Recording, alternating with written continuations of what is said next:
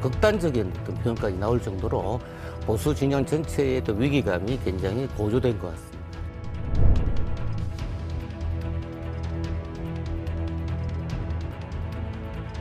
현직 대통령을 그렇게 엄해하는 사람이 있는데 그 사람을 당장 구속도 못 시키고 어떤 법적 조치도 못 하고 있는 게 이해하기가 일반 국민들로서 어려운 겁니다.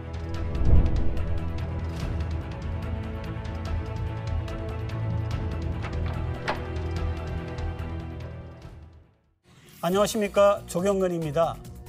영부인의 행보가 이렇게까지 전국을 뒤흔든 적이 있었던가요? 김건희 여사, 대한민국 역사에서 지금까지 경험해보지 못한 대통령 부인입니다.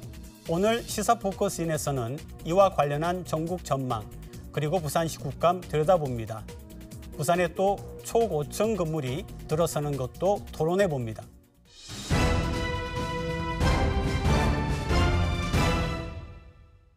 심층토론 오늘은 향후 전국 전망 그리고 부산 얘기 나눠보겠습니다. 전문가 두 분 나오셨습니다. 박재욱 신라대학교 행정학과 교수 나오셨습니다. 네, 안녕하십니까. 차재권 부경대학교 정치외교학과 교수 나오셨습니다. 네, 안녕하십니까. 아마도 한 주간의 가장 핫한 이슈가 대통령과 여당 대표의 만남이 아니었나 생각하는데요. 우선 총평부터 좀 해주시죠. 한마디로 동상이몽, 각자 도세 이런 어떤 문자가 올릴 만큼의 어떤 분위기가 있지 않았나 생각합니다. 사실 그 면담 이전부터 두 분이 만나게 되면 상당히 어려운 어떤 국민에 처할 것이고 또 향후 전국에 굉장히 조금 어려운 어떤 전국이 전환점이 발생할 것이다 이렇게 예측을 했었는데 역시 그렇게 됐고요. 언론을 비롯한 이 보수 전체의 어떤 위기감이 굉장히 확산되고 있는 것 같아요.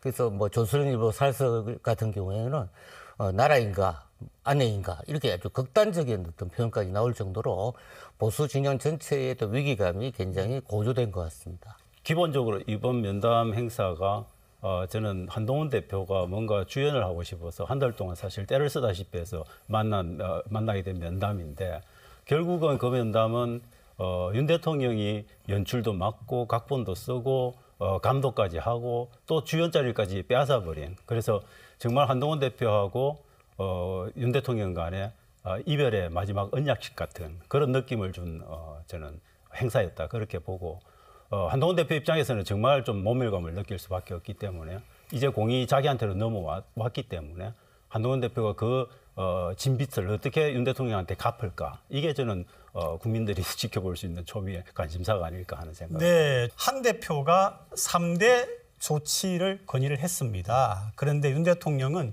구체적인 답을 하지를 않았고요. 특히 이제 김건희 여사의 활동 자제를 요구를 했는데 이미 그러고 있다. 이렇게 이제 얘기를 했거든요. 시민들이 과연 어느 정도 공감을 할지 그 부분 한번 짚어보죠. 네, 물론 이제 시민들 공감대는 상당히 떨어지는 이야기가 되겠고요. 김건희 여사 활동 자체 자체가 이슈가 될 수가 없어요, 지금은. 그러니까 한 대표가 지금 세 가지 김건희 여사의 어떤 그 의혹 규명하는 거, 그 청와대 쇄신 문제, 그다음에 특별감찰관 문제, 대외활동 중단 이런 이야기들은 모두가 김건희 여사와 다 모여져 있는 겁니다. 한마디로 김건희 여사에 대한 전체적인 어떤 문제점들을 다 지적한 건데 여기에 대해서 윤 대통령이 거기에 대한 문제의식이 크지 않다 이렇게 볼 수가 있겠고요. 또 면접 당일에 또 그 국민의힘의 추경호 원내대표하고 저녁을 또 하고 그 다음 날은 또 한 대표가 또 자기 그 친한계 지지 세력 20명 정도하고 또 이렇게 모임을 가지고 그래서 이 자체가 굉장히 그 뭐라 서로 내전 상태, 대결 상태로 국면으로 들어가는 것 같습니다. 그래서 이와 같은 것들이 지금 우리가 그 특검법을 민주당에서 김건희 특검법을 재상정하지 않습니까? 이런 국민하고 맞물려 가지고 굉장히 에스컬레이트 될 것이다. 점점점 문제가 풀기 어려운 상태로 가지 않겠다는 것이 제 생각입니다. 예, 저는 뭐 사실 뭐 지금 되게 김건희 여사가 피곤하고 지쳐 있기 때문에 아무것도 못할 거다 이렇게 대통령은 말씀하시고 앞으로 잘 지켜봐달라 이렇게 말씀을 하셨는데 저는 그렇게 말씀하신 내용하고 실제로 지금 대통령실이나 아니면 김건희 여사가 보여주는 행동은 완전히 딴판이다. 결국은 이번에 아시다시피 그 폴란드 국빈 방문했을 때 그때 나와서 보여준 모습들은 여전히 공식적인 행사에서 엄청난 자기 존재감을 드러내고 있고 또 그렇게 힘들고 건강이 되게 건강이 안 좋다라고 말씀하셨는데 제가 보기에는 얼굴이 너무 좋으세요. 뭐 이런 것들 그다음에 앞으로 또 보면은 이제 또 앞으로 나갈 계획도 있거든요. 뭐 순방 계획도 잡고 네, 있고 네. 그 순방에 함께 갈 거라고 말씀도 하시고 이렇게 되면 도대체 뭘 자세하는지 국민들은 이야기가 저는 굉장히 어렵다. 그래서 대통령 하시는 말씀하고 또 실제로 그 뒤따르는 조치나 행동이 완전히 딴판이어서 국민들로부터는 저는 뭐 냉담한 반응을 받을 수밖에 없다 그렇게 생각합니다. 네, 또 하나가 아마 대통령실의 인적 쇄신이 아닌가 싶은데요. 거기에 대해서도 구체적으로 누가 어떻게 잘못된 건지를 얘기해달라. 그러면은 고치겠다 이렇게 했는데 이건 좀 온도 차이가 상당한 얘기 아니 아니었습니까? 근데 한동훈 대표가 구체적으로 이 사람이 해서 10명 넘게 말씀드렸잖아요. 근데 그 실명을 거론하면서까지 말씀을 드렸으면 저는 굉장히 구체적으로 말씀을 하신 거다. 그걸 왜 이해 못 하시는지 모르겠는데 아마 대통령이 말씀하시는 건 그 사람 도대체 뭘 잘못했다는 거냐. 이걸 이해 못 하시는 것 같아요. 이건 국민들 모두 이해 다 하고 있고 같은 당에 소속되어 있는 대표까지도 다 이해하고 있는 걸 대통령만 모르시는 거죠. 저는 이건 좀 심각한 인지 부조화의 문제다. 그렇게 봅니다. 네, 저는 그 장면을 보면서 이거 완전 다른 세계에 사시는 분 아닌가 이런 좀 극단적인 생각을 하게 됐습니다. 지금 대통령 지지도가 상당히 떨어져 있는 상태고 연일 언론에서 그렇게 보도가 되고 있는데 대통령 본인 자신은 그 문제에 대해서 전혀 문제의식이 없는 것 같고요. 대통령실에 보면 비서실장이 있고 그다음에 수석이 있고 그다음 비서관이 있고 행정관인데 최말단 행정관들이 문제예요. 네. 그러니까 이게 무슨 말이냐면 이게 상당히 상하 관계가 굉장히 지금 문제가 있고 어떤 보고 체계라든지 이런 어떤 전체적인 이 기강 자체가 큰 문제점으로 지금 알려지고 있거든요. 뭐 거기에 대해서는 사실 정확하게 우리가 확답할 수는 없지만 확인할 수는 없지만 그런 문제에 대해서 인식 자체를 못하고 있다는 것이 저는 굉장히 큰 위기가 아닐까 이렇게 생각합니다. 또 하나가 이제 특별 감찰관 얘기인데요. 지금 여당 내부의 갈등으로까지 지금 번지고 있거든요. 이 부분은 어떻게 보고 저는 계세요? 이걸 뭐 특별감찰관은 결국 원내의 문제니까 국회에서 알아서 합의 오면 내가 생각해 볼게 이렇게 말씀을 하셨는데 윤 대통령도 뻔히 아세요. 이 문제가 국회 안에서도 합의를 이끌기 굉장히 힘들 뿐만 아니라 결국은 각 국민의힘과 민주당 내부에서도 합의를 이끌어내기가 굉장히 어려운 문제다. 이거 다 아세요. 그리고 민주당이 기본적으로 그것에 대해서 강력하게 반대하고 특검으로 해결하자라고 하는 입장을 명확하게 갖고 있다는 것도 아세요. 제가 볼 때 생색만 내는 말씀에 다름 아니다. 저는 그래서 전혀 사실 쓸데없는 말씀만 하신 거예요. 저는 그렇게 단적으로 평가합니다. 예, 합의해요라는 대통령 말은 두 가지 의미가 있습니다. 지금 북한 인권재단 이사 문제가 아직 이게 해결되고 있잖아요. 그러니까 뭐 보면 여당 측에서 5명, 여당 측 5명인데 지금 야당 쪽에서 민주당 쪽에서 추천하고 있지 않거든요. 그거 문제 해결하는 거. 또 한 가지는 특별 감찰관 추천은 3명을 합니다. 국회에서 3명을 하니까 이제 여야 합의를 제가 이게 법을 들여다 보니까 국회에서 3명을 추천하는데 지금 여야 어떤 그 관계를 보면 아무래도 야권에서 2명, 여권에서 1명 정도 이렇게 추천할 것 같은데 문제는 임명은 대통령이 한다는 거죠. 근데 결과적으로 보면 아무리 야당이 추천해 본들 이걸 보면 여당 쪽에서 추천한 사람 될 거고 그러니까 전혀 야당 민주당 쪽에서는 이 내용을 받아들일 이유가 없는 겁니다. 그래서 이런 상태에서 보면 당연히 지금 오늘 또 보니까 민주당에서는 거부하고 특검으로 가자. 특검을 해야지 이 사건 전체의 저변을 다 들여다볼 수 있는 거 아닌가 이렇게 주장하는 것 같아요. 따라서 제가 볼 때는 특별감찰관 이 문제는 논의가 지속적으로 이루어질 내용은 없을 것 같습니다. 그리고 연일 터져 나왔던 명태균 의혹. 네. 이 여파가 지금 굉장히 시끄러운데요. 이 부분은 좀 어떻게 보고 계세요? 야, 명태균 이분 보면서 소문만 듣던 우리가 보면 정치 때마다 정치꾼들, 정치 버럭카 이런 이야기를 많이 듣습니다. 물론 공식적으로 이렇게 드러나지는 않습니다만, 근데 이런 분들이 있거든요. 항상 선거 때 보면 있는데 명태균 이분을 보면 조금 특출하신 부분이 있는 것 같기는 해요.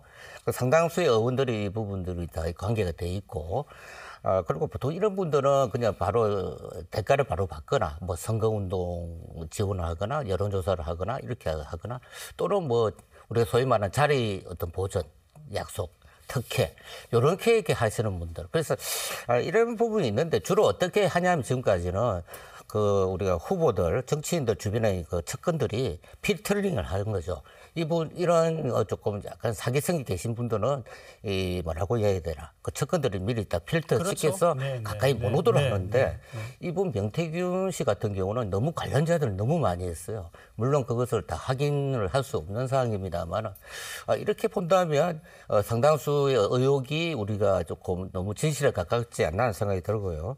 지금 이제 여기서 보면 그 선거법 위반이냐 아니냐 어떤 범법 행위 자체로 갈 건가 이렇게 이제 따지기 시작하면 또 파장이 커지는데 한 가지 더 중요한 포인트가 있다고 저는 봅니다. 뭐냐면 지금 대다수가 국민의힘 의원들이 거론되고 있어요. 자기가 관계했던. 그러면 향후 정부 운영에 있어서 그 친한 진유계로 이렇게 진윤계로 나눠지지 않습니까? 이렇게 되면 이게 관련된 사람이거나 여타 관련이 없더라도 굉장히 위기감을 느끼는 국민의힘 의원들이 상당히 대통령실이라든지 윤 대통령한테 이게 의지할 가능성도 크다. 저는 그렇게 봅니다. 저는 뭐 명태균 씨는 사실은 저는 모든 정치인 뭐 20여 명에 이르는 그 정치인 리스트, 명태균 리스트에 나오는 정치인뿐만 아니라 윤 대통령과 김 여사를 포함한 모든 정치 관련한 인물들을 사실은 저는 가스라이팅하고 그루밍 해와서 그걸 관리해왔다.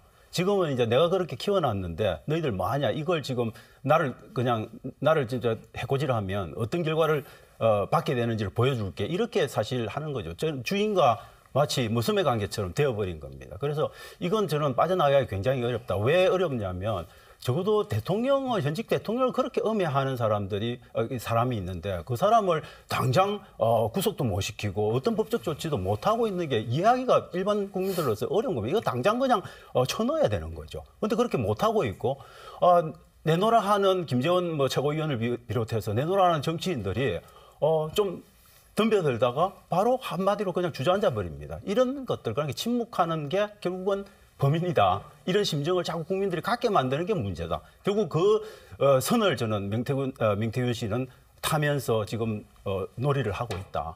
그래서 명태균 씨 입장에서는 저는 꽃놀이패를 갖고 지금 플레이를 하고 있는 거다. 결국은 앞으로 공직선거법이라든지 정치자금법 위반과 관련한 그런 정황 증거만 넘쳐나고 있는데 이제 직접적인 증거들을 하나씩 내놓게 되면 이건 감당하기 굉장히 어렵다. 그 과정에서 저는 혹시나 직접적인 증거가 안 나온다 하더라도 국민들 입장에서는 충분히 차고 넘치는 정황 증거들을 통해서 심정적으로 이미 윤 대통령과 김 여사에 대한 비토를 완전히 그냥 확정해버리는 그런 사태까지 가고 있다. 이게 문제다. 그렇게 봅니다. 대통령이 바로 얼마 전이죠.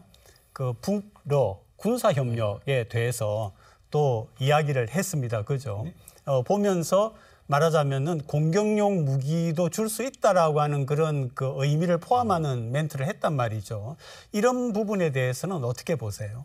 저는 어떻게든 지금 북러 문제나 이런 것들 전체적으로 한미일 삼각구도를 강화하고 그거에 북중러를 대치시키는 그런 식의 미국적인 발상, 일본적인 발상을 자꾸 받아들이려고 하는 이유는 지금 이 위기를 윤 대통령 입장에서 타개해 나가는 방법은 내후의 위기를 외환으로 자꾸 확대시켜야 된다 이런 생각을 갖고 계시는 거예요. 그래서 저는 의도적으로 그런 것들을 지금 해나가고 있다. 북한의 오물 풍선 문제라든지 이런 것들도 그렇고 북한의 병력 파견 문제라든지 이런 대외적인 이슈들을 계속 키워서 국내 이슈를 없애버리려고 하는 그런 저는 굉장히 의도된 어떻게 보면 대통령 입장에서는 국민들 입장에서는 대통령의 도발에 가까운 그런 모습을 보여준다. 뭐 물론 현실적으로 그런 북한과 러시아의 어떤 긴밀한 관계들이 만들어지는 것은 국민들 입장에서는 굉장히 불안스러운 문제기는 하지만 저는 그 내면에는 그런 정치적 의도가 숨겨져 있을 가능성이 다분하지 않을까 하는 의심을 하게 된다는 거죠. 사실 이게 굉장히 어처구니 없는 지금 이야기들이 나오고 있거든요.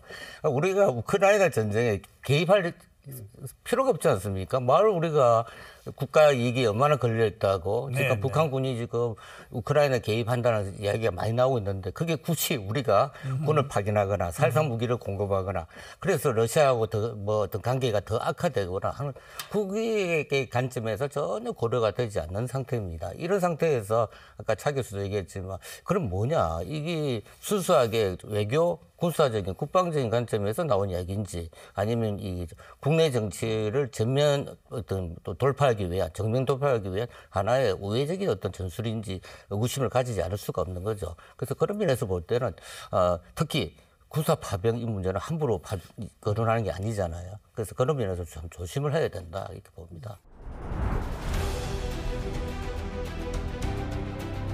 시민들 입장에서는 많은 산적한 현안들이 있는데 그 현안들에 대해서 시원한 답을 못 얻는 그런 국정감사였다.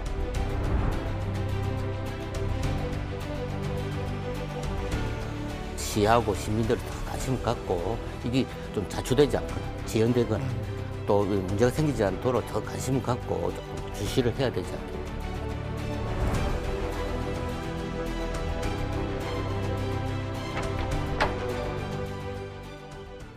이제는 부산에서 진행 중인 국정감사 얘기로 넘어가 보겠습니다. 부산시 국정감사 전반적으로 어떻게 보셨습니까?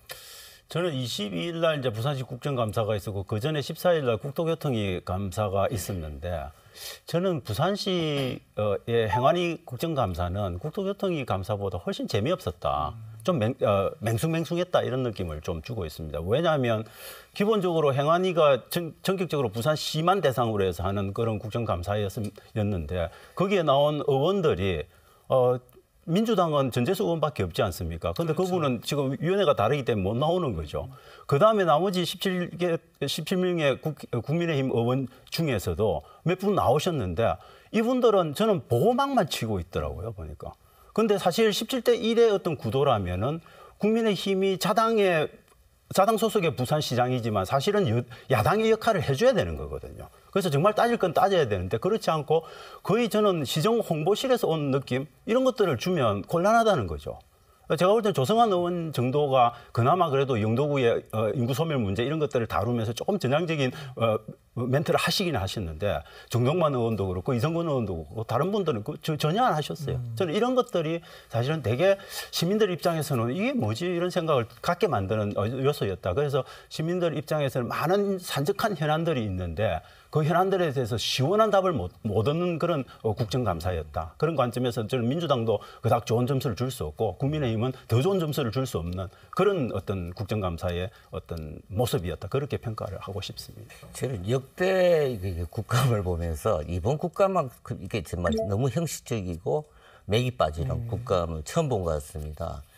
사실 이제 부산시 같은 경우는 3년 만에 하는 거 아닙니까? 더군다나 그러면 이야기할 것이 상당히 많을 텐데 거기에 비해서 상당히 실속 없는 내용이 진행되었고 사실 전반적으로 국감에 대한 평가가 이게 보면 우리 부산뿐만 아니라 전국적인 현상을 보면 그 국정감사 그 NGO 그 모니터단 평가를 보면 이 평가가 D-인가요? 그 완전 낙제 점수를 지금 받고 있거든요. 그래서 이와 같은 상태에서 이제 부산시 같은 경우도 그렇게 예외는 아닌 것 같아요. 그래서 부산이 현안 과제들이 많은데 이제 우리 그 예를 들어 지금 거론된 것이 보면 그 월드 엑스포 유치 실패에 대한 건수라든지 그다음 북한 재개발에 관한 것들, 그다음 퐁피두 미술관 뭐 이런 것들이 나왔는데 굉장히 보면 책임 전가식에 네가 잘했다, 네가 못했다, 내가 못했다 이런 얘기들이 왔다 갔다 했어요. 물론 시가 반성해야 될 부분도 있고 귀담아 들어야 될 부분도 있다고 저는 봅니다만은 예를 들어 가지고 우리가 월드 엑스포 같은 경우는 이런 유치 실패에 따른 어떤 백서 같은 게 나와야 되거든요. 그래 우리가 다음에 자기의 도시 도전을 하더라도 그걸 토대로 해가지고 전략을 새로 세울 텐데 그런 부분은 조금 지적이 됐습니다만은 아주 적절한 내용들이 없다고 보고 그다음에 이제 그나마 부산 현안하고 이야기한 분들이 이제 김도읍 의원 같은 분들은 우리 그 가덕 신공항 조기 건설 문제, 그 김희정 의원은 제가 보니까 전세 사기건에 대해서 언급하신 거. 그다음에 곽규태 의원이 해사법원.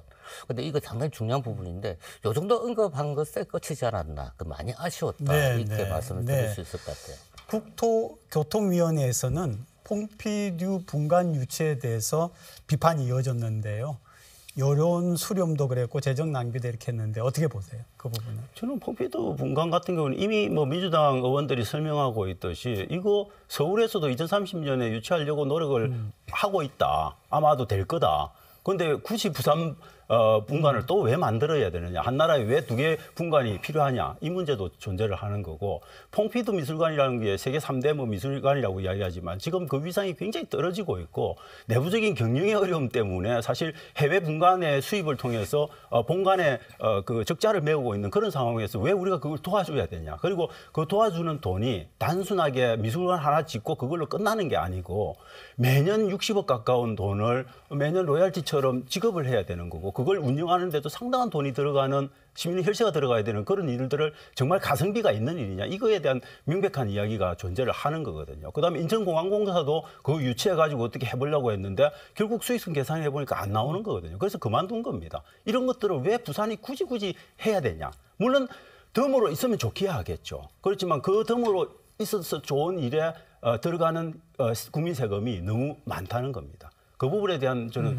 비판을 하고 있는데, 그거에 대해서 저는 부산시가 명백한 답변을 못했다고 봅니다. 그래서 그 답변을 제대로 좀 하는 준비라도 좀 했으면 좋겠는데, 저는 그 답변을 제대로 듣지를 못했던 것 같습니다. 네, 또 북항 재개발도 문제였고 지적이 됐잖아요. 이 부분은 또 어떻게 보셨어요? 북한 재개발은 사실 상당히 중요한 문제인데, 이게 제가 그 국감을 들으면서 지난 5월 달에 감사원 그 감사를 받으면서 적발된 내용들이 나옵니다. 그러니까 특정 업자한테 특혜 줬다는 거.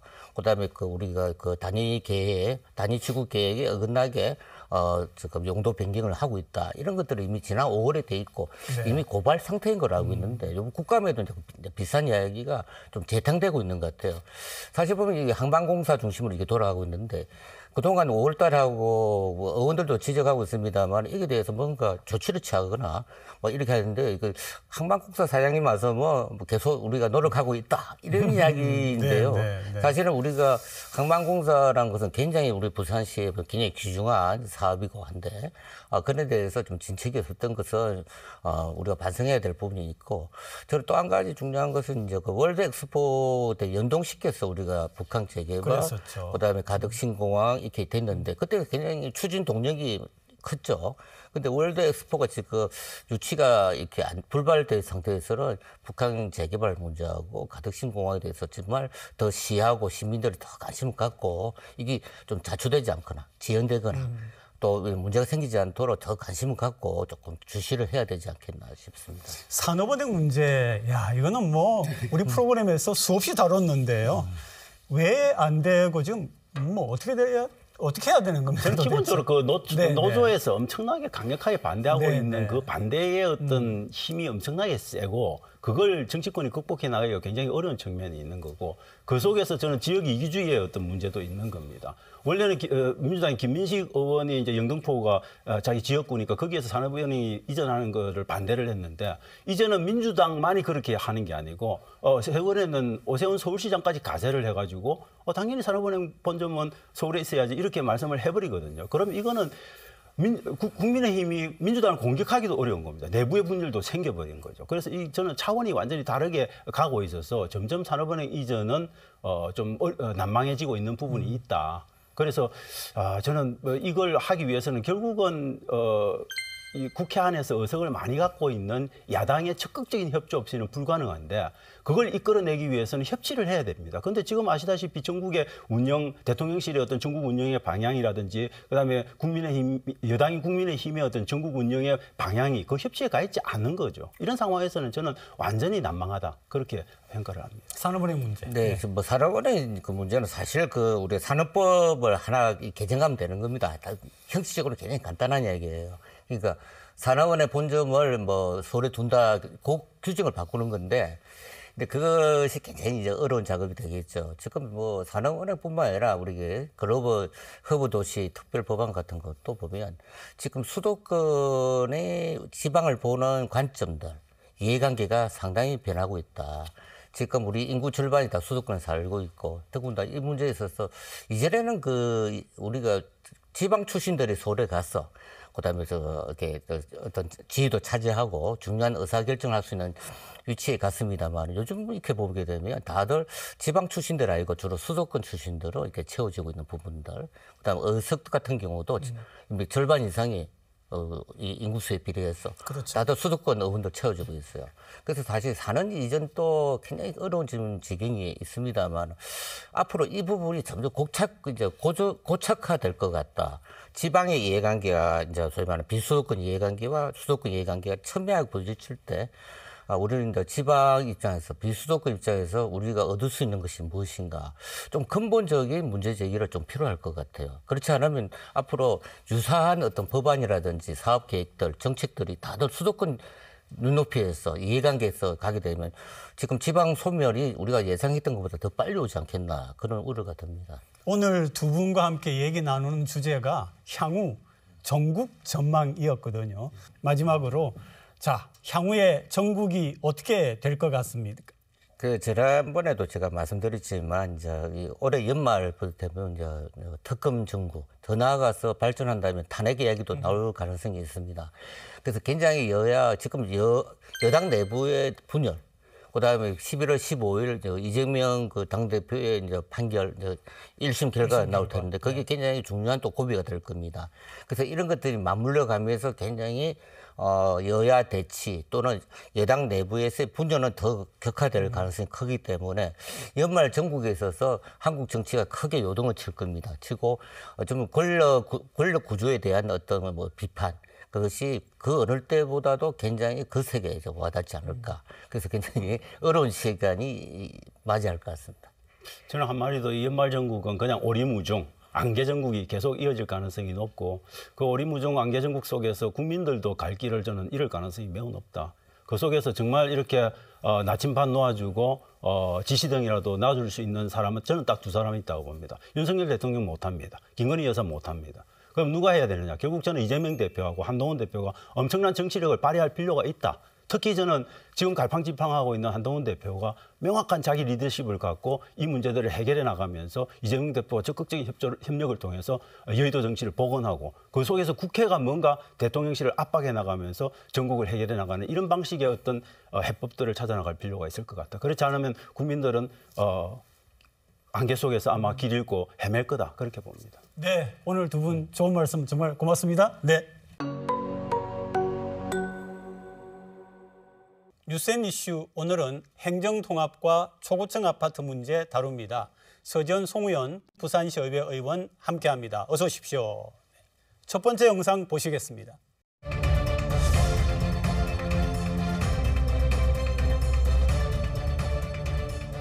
지방행정개혁으로서는 이만큼 엄청난 변화가 오는 개혁이 없다고 저는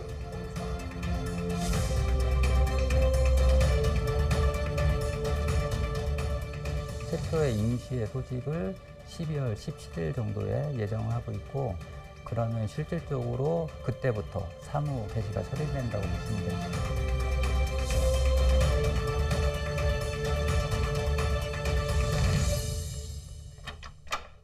네, 지자체 간의 행정통합이 쉬운 일은 아니잖아요.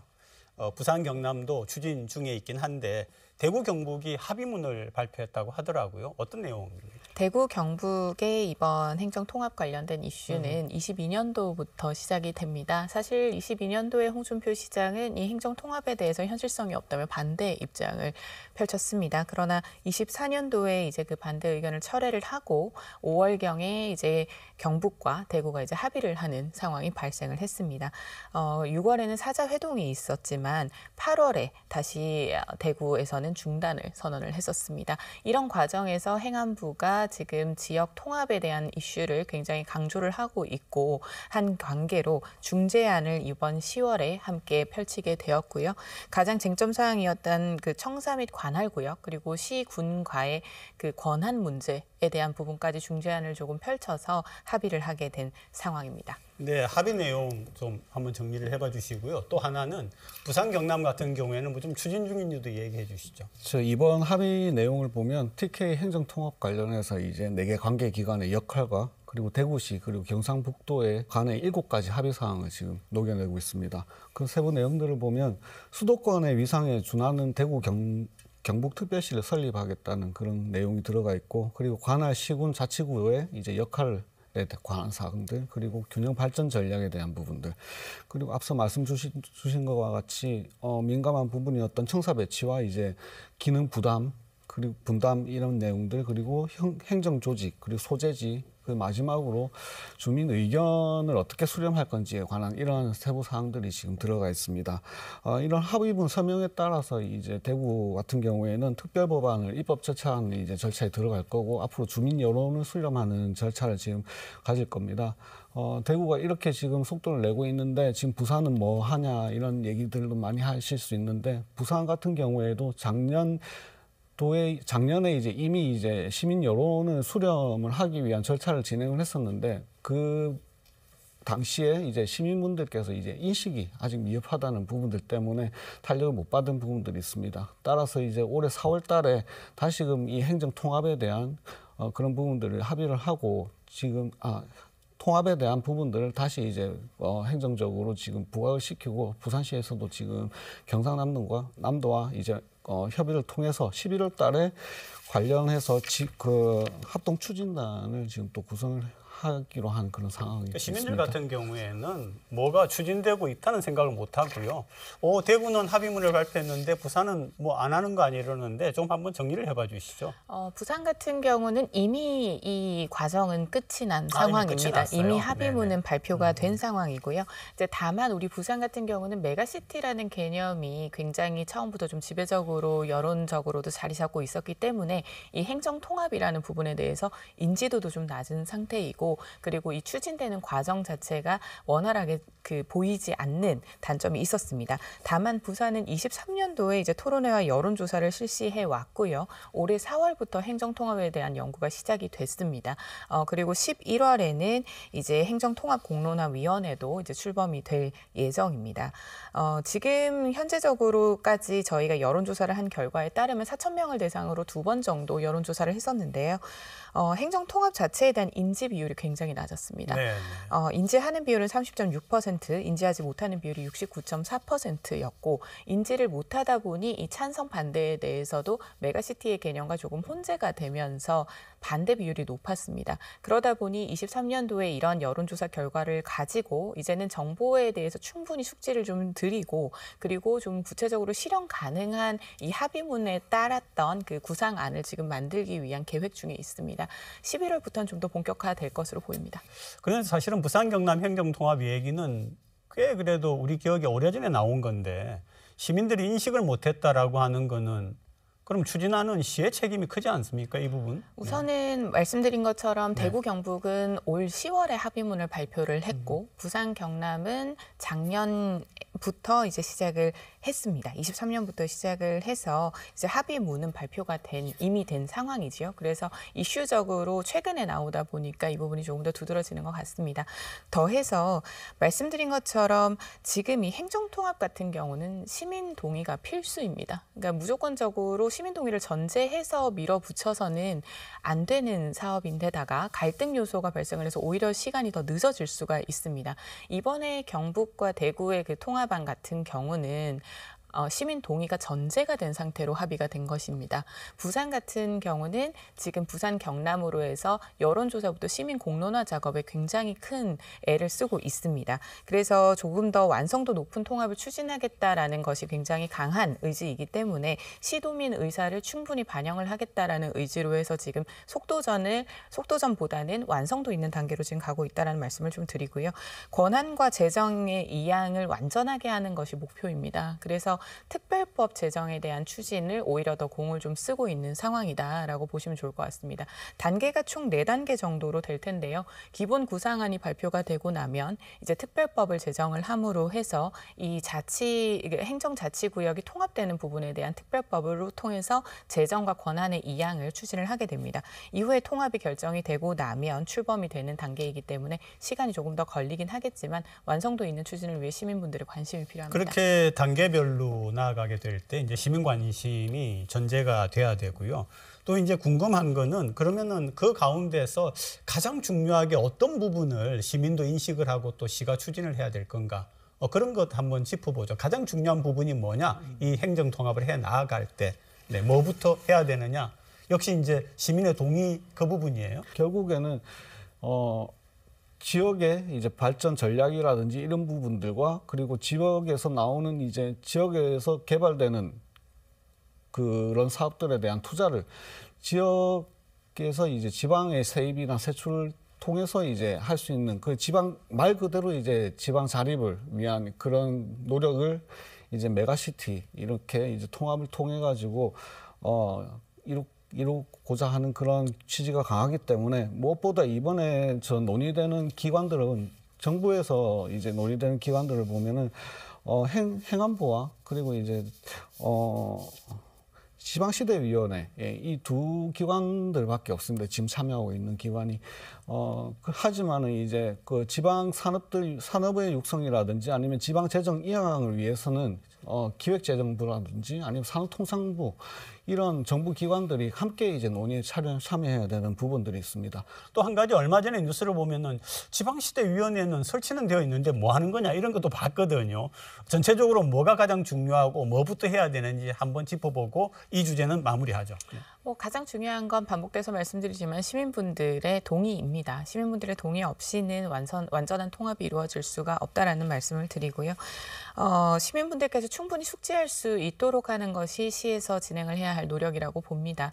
지금 4월부터 행정통합 연구는 이미 시작이 됐기 때문에 미래상이나 그리고 이 통합안에 대한 부분이 이제 도출이 되면 그 부분에 대해서 좀 적극적으로 공론화위원회가 이제 출범을 했음과 동시에 함께 노력을 좀 해줘야 할 것으로 보입니다. 부산시가 선정한 특별 건축구역 시범사업지는 모두 3곳. 남포동 하버타운과 영도 콜렉티브 힐스, 남천 2구역 재건축 정비사업 등입니다. 특별 건축구역으로 지정되면 용적률과 건폐율 상향, 높이규제 해제, 인허가 간소화 등 사업 진행과 건축 과정에서 각종 혜택을 받을 수 있습니다. 주목을 받는 건 남천 2구역.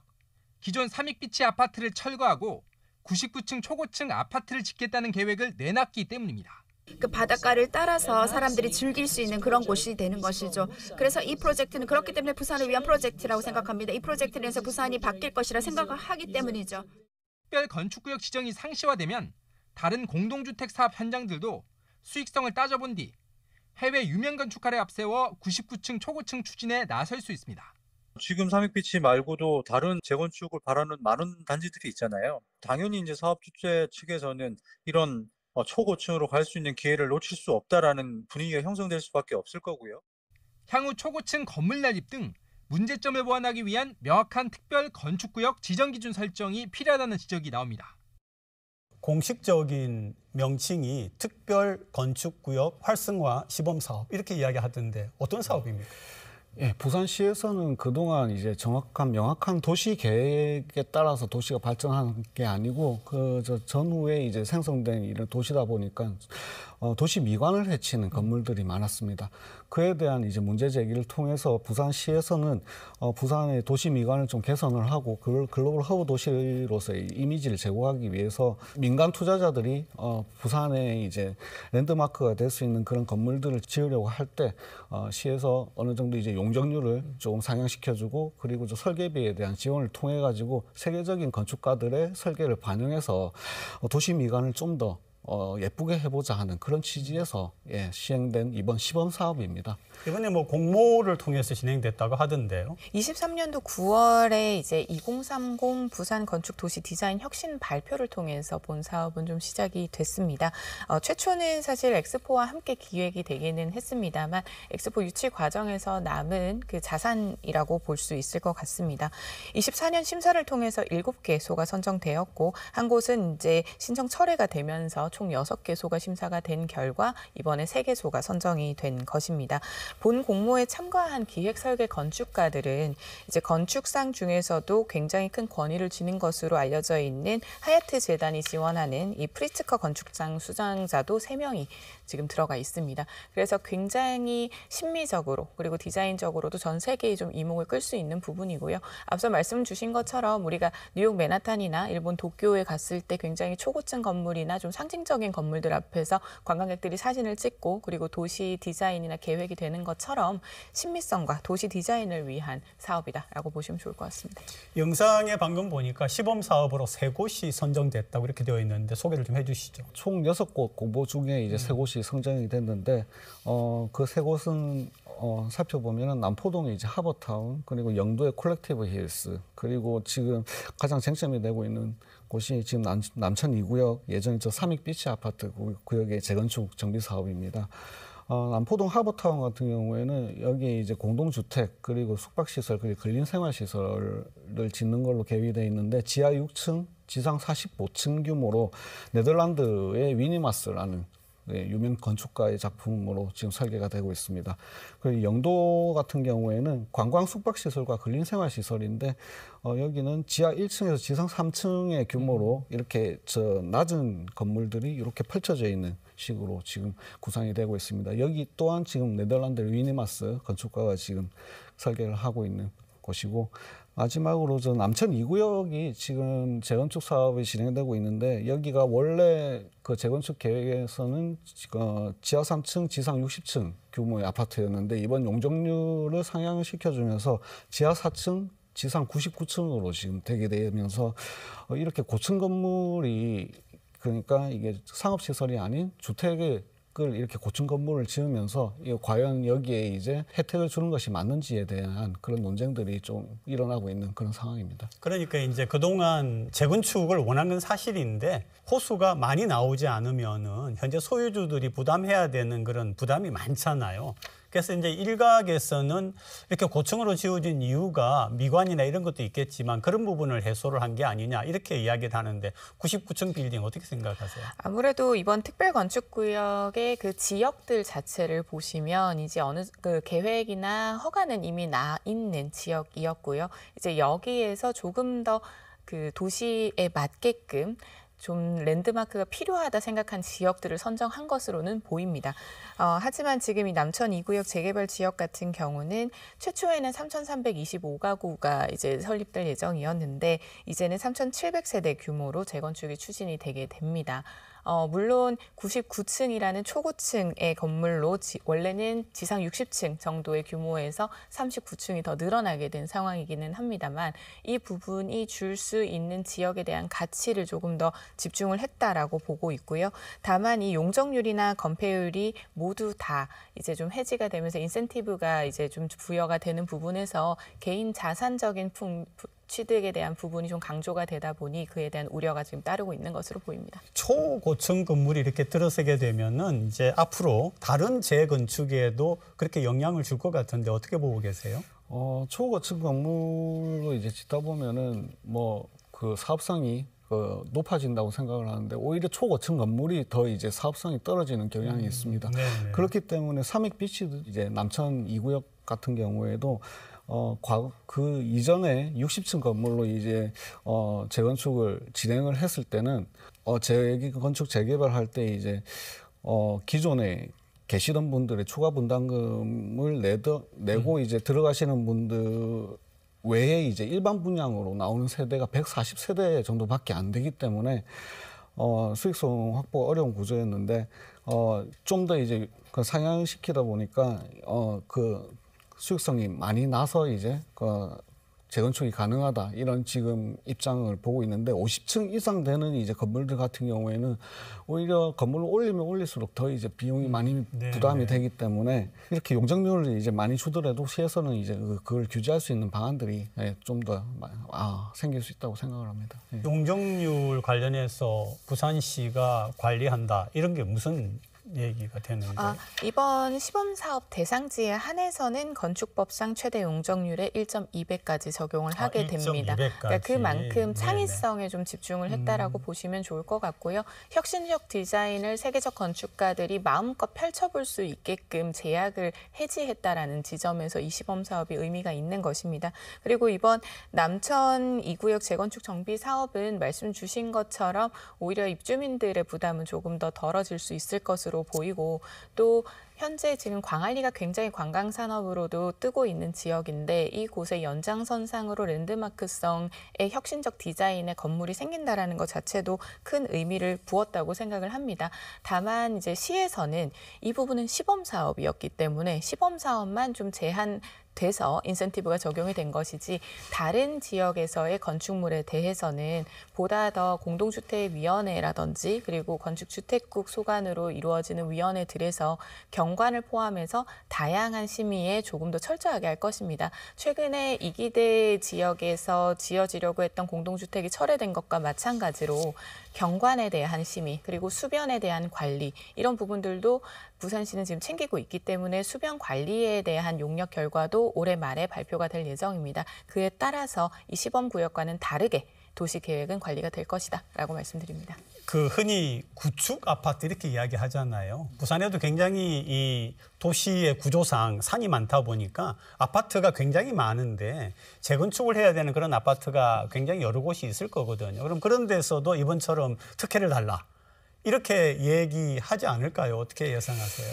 예, 지금 그런 부분들이 좀 우려가 되는 부분들이 있습니다. 부산시 같은 경우에는 노후주택, 구축 건물의 비율이 이제 68.7%로 엄청 70%에 육박하네요. 예, 70%에 육박하는 정도로 이제 많은 비율을 차지하고 있고 그 반면에 우리나라 50층 이상 건물 중에 30%가 부산에 있을 정도로 고층 건물이 많은 그런 도시가 부산입니다. 그만큼 이제 주거 지역에 따라 이제 주거 격차가 심해지는 그런 현상들이 발생을 하는데 앞서 말씀처럼 부산시에서도 이런 부분들을 지금 도시경관심의나 이런 부분들을 도시경관 계획을 이제 장기적으로 지금 수립하는 용역을 지금 시행하고 있거든요. 그런 부분에 공공도시 디자인을 반영을 하고 그리고 도시 디자인 본부를 새로 신설을 하면서 도시 디자인에 대한 중요성을 지금 인식을 많이 하고 있습니다. 이 부산의 초고층 건물이 많이 들어서고 있는 이런 것의 문제점과 어떤 보완점이 필요할지 한 말씀씩 듣고 오늘 마무리하겠습니다.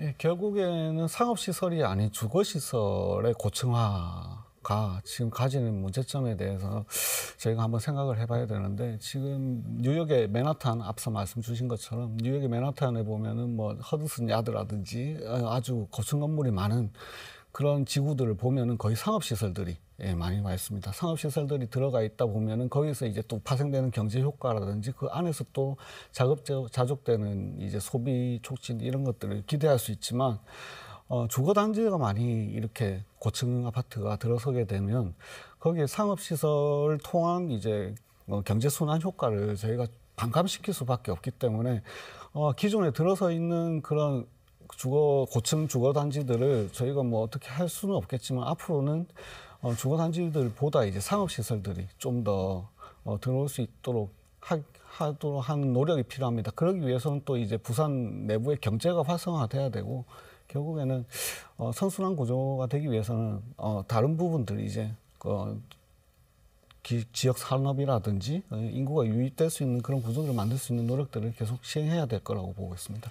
네, 저는 부산에 이제 초고층 건물들이 이제는 오피스로 가득가득 차기를 바랍니다. 그래서 이 주거형보다는 상업시설이나 이제 사무실이 많을 수 있도록 하기 위해선 결국은 신산업이나 새로운 성장 동력이 좀 필요한 상황이고요. 그만큼 일자리도 더 늘어야 되는 상황입니다.